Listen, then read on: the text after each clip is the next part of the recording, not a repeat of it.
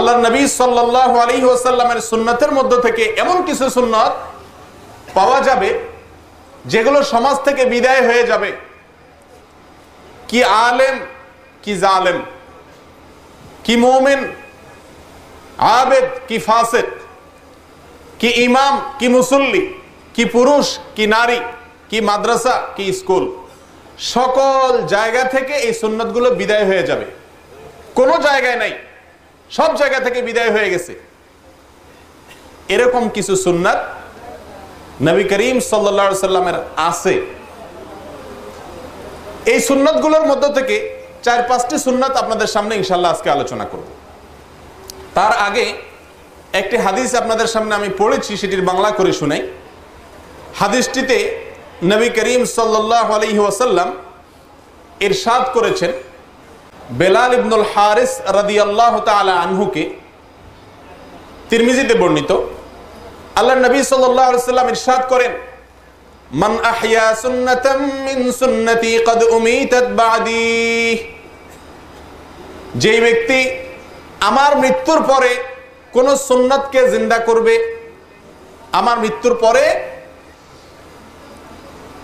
মৃত্যুর পরে বিলুপ্ত হয়ে গেছে, মারা গেছে।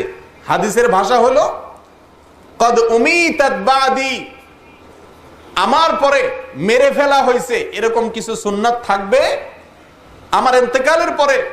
সেরকম কিছু সুন্নাতকে যদি কেউ জিন্দা করে, কোন একটি সুন্নাতকে যদি কেউ জিন্দা করে, মান আহইয়া সুন্নাতাম মিন সুন্নতি ক্বাদ উমিতাত বাদি, আমার দুনিয়া থেকে বিদায়ের পরে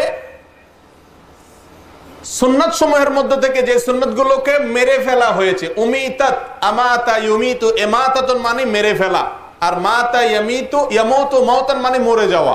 সুন্নাত মরে যায় নাই, সুন্নাতকে মেরে ফেলা হয়েছে। মানে কি ভাই? একটা সুন্নাত মরে গেছে আর একটাকে মেরে ফেলা হয়েছে, মানে কি? পার্থক্য কি?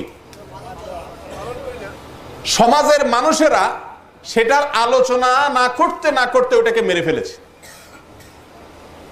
কথা বুঝে আসছে? মেরে ফেলার অর্থ হলো ওইটাকে বিলুপ্ত করে ফেলা হয়েছে। সমাজ থেকে ওই সুন্নাতের আলোচনা, ধ্যান, ধারণা, জ্ঞান, আলোচনা, আমল সবকিছু বিলুপ্ত হয়ে গেছে। এরকম সুন্নাতের মধ্য থেকে কেউ যদি আমার একটি সুন্নাতকে জিন্দা করে, কি করে? জিন্দা করে। ওই সুন্নাতটাকে যদি জীবিত করে, ওই সুন্নাতকে যদি পুনর্জীবিত করে, পুনরায় সমাজে যদি সেটাকে প্রতিষ্ঠা করে, সমাজে যদি সেটাকে পুনরায় চালু করে, ভাই নবী করিম সাল্লাল্লাহু আলাইহি সাল্লামের সুন্নাতকে, সমাজে বিলুপ্ত হওয়া সুন্নাতকে পুনর্জীবিত করা, পুনরায় সেটাকে চালু করার উপায় কি? কিভাবে করতে পারে বলেন তো, কিছু আইডিয়া? জি, 1 নম্বর হলো নিজে কি করবে? ওই সুন্নাতের উপরে আমল শুরু করবে, এই নিয়তে যে আমি নিজে করছি, আমার দেখা দেখা যারা জানে না এই সুন্নাতটা সম্পর্কে তারাও আমল করবে। 1। দ্বিতীয়ত, ওই সুন্নাতের আলোচনা সব জায়গাতে সে বিস্তার করবে, প্রচার করবে, ফেরি করে বেড়াবে, সবাইকে বলে বেড়াবে যে দেখো ভাই, অমুক হাদিসে নবী করিম সাল্লাল্লাহু আলাইহি সাল্লাম এই সুন্নাতটি বলে গেছেন, বিদায় হয়ে গেছে, এটাকে পুনরায় জীবিত করো। অন্যদেরকে আহ্বান করবে, নিজে আমল করবে। এভাবে করে করে তার সকল চেষ্টা প্রচেষ্টাকে সে ব্যয় করে ওই মরা সুন্নাতটাকে সমাজে আবার খাড়া করার, জিন্দা করার চেষ্টা করবে। যদি এরকম কেউ করে, তার জন্য কি ওয়াদা?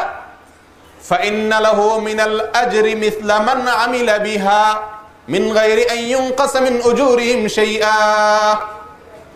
তো এই ব্যক্তি তার দেখা দেখা বা তার চেষ্টার কারণে যত মানুষ আমল করবে ওই সুন্নাতের উপরে, তাদের সবাই সওয়াব যা তারা পাইতো সেটা তো তারা পাবেই পার্সোনালি। যেই বেচারা এই সুন্নাতটাকে প্রচার প্রতিষ্ঠা করার চেষ্টা করছে, যত মানুষ এর ভিতরে এটার প্রচলন হয়েছে, সমস্ত মানুষে যত আমল করেছে তার সমপরিমাণ সওয়াব এই ব্যক্তি পাবে যে সুন্নাতটাকে পুনরায় চালু করছে। আর এর বিপরীতটাও আছে, ওমান ইবতাদা বিদআতান দালালাতান লা তুরদিল্লাহ ওয়া রাসূলাহ। আর যে ব্যক্তি কোনো বিদআত চালু করবে, কোন গোমরাহ পথভ্রষ্ট করা বিদআতকে, যেটা ইসলামে নাই, এটাকে ইসলামের নাম দিয়ে চালু করবে সমাজে,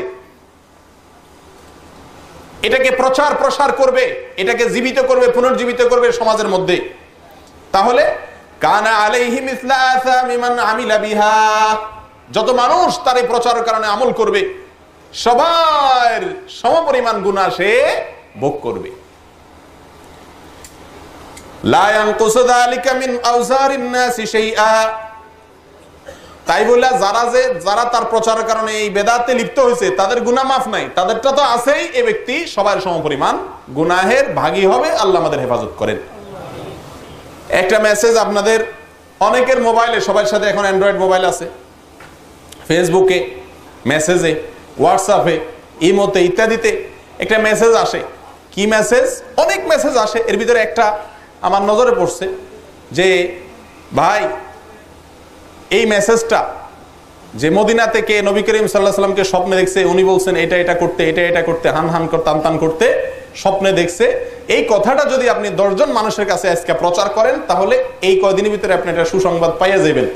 আর যদি প্রচার না করছেন তো আপনার 14 গোষ্ঠী শেষ। এই জাতীয় একটা মেসেজ আপনারা দেখছেন নি? আচ্ছা, মিথ্যা, ইসলামের নামে মিথ্যা এবং ভুয়া একটা জিনিস প্রচার করছে। আমি অনেক ভালো ভালো মানুষ জানতাম, ভালো ধারণা ছিল, অনলাইনে পরিচয়, এরকম মানুষকেও দেখি এই মেসেজ পাঠায়। তো এই লোক একটি বিদআত, ইসলামের নামে একটি ভুয়া জিনিসকে প্রচারে যদি সে লিপ্ত হয়, তো ওই যে 10 জনে পাঠাচ্ছে, 10 জন কত 10 জন যাচ্ছে, এ সবার গুনাহগুলো তাদেরটা তো তাদের আছেই, আপনার আমল নামে এক্সট্রা হিসাবে জমা হচ্ছে। আল্লাহ তাআলা আমাদেরকে হেফাজত করেন। ও ভাই, তাহলে শুরুতে আমি আপনাদের ওয়াদা নিতে চাচ্ছি, যে কয়টা সুন্নতের কথা বলবো ইনশাআল্লাহ, এগুলো সমাজে পুনরায় চালু করার চেষ্টা করবেন। বুঝেন না আসলে, এই জন্য ইনশাআল্লাহ বলে ফেলছেন। সুন্নত গুলো সবগুলা সোজা মিষ্টি সুন্নত না। মিষ্টি মিষ্টি সুন্নত পালন করা খুব সোজা, আলহামদুলিল্লাহ।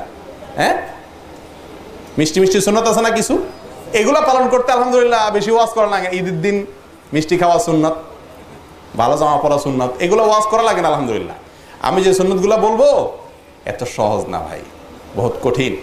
সমাজে কেউ করে না, আপনাকে করতে হবে। সমাজের স্রোতের বিপরীতে চেষ্টা করতে হবে।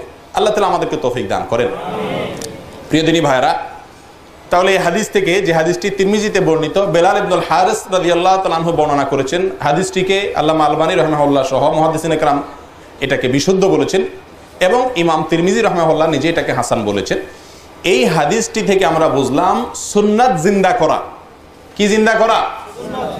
সুন্নাত জিন্দা করা। আমরা বলি না বাংলাদেশ জিন্দাবাদ?